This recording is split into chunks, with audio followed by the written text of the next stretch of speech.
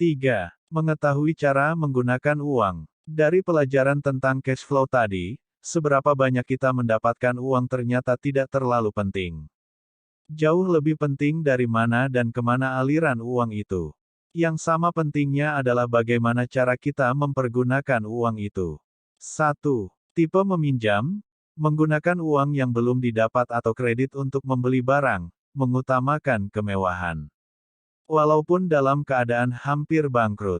2. Tipe penabung menggunakan uang yang sudah didapat atau cash. 3. Tipe investor sebagian penghasilan disisihkan dan diinvestasikan. 4. Penghasilan aktif dan FASIF. Penghasilan aktif adalah penghasilan dari pekerjaan seperti gaji, honorarium, dan keuntungan bisnis yang kita kelola sendiri. Penghasilan jenis ini sering disebut sebagai uang yang salah. Karena uang jenis ini tidak menyebabkan kita kaya. Uang jenis ini juga menyebabkan kita semakin stres. Sudah sangat terbukti bahwa semakin besar penghasilan aktif seseorang, semakin besar masalah keuangan mereka dan semakin stres mereka.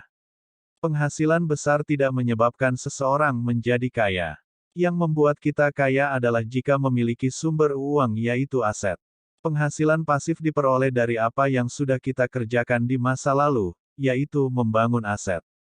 Berbeda dengan penghasilan aktif, semakin besar penghasilan pasif Anda, semakin relaks dan tenang kehidupan Anda. Untuk bisa mendapatkan penghasilan pasif, kata kuncinya ada dua yaitu jaringan dan sistem. Tanpa membangun jaringan, mustahil bisa mendapatkan penghasilan pasif, karena tenaga dan pikiran kita sangat terbatas. Semakin besar jaringan bisnis atau investasi Anda, semakin besar penghasilan Anda. Semakin bagus sistemnya, semakin aman penghasilan Anda. 5. Mengetahui makna kaya, makmur dan miskin.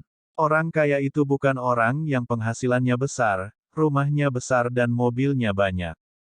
Itu namanya orang yang hidupnya mewah. Sebagian besar yang hidupnya mewah seperti itu adalah orang yang miskin secara keuangan. Karena mereka membiayai kehidupan mewahnya dengan bekerja keras. Seperti yang saya lakukan dulu. Sebenarnya yang paling mudah ia mengukur indeks kemakmuran masing-masing. Yaitu penghasilan pasif dibagi biaya hidup. Jika I-nya lebih dari 1 berarti kita makmur. Jika I-nya jauh lebih besar dari 1 berarti kita kaya.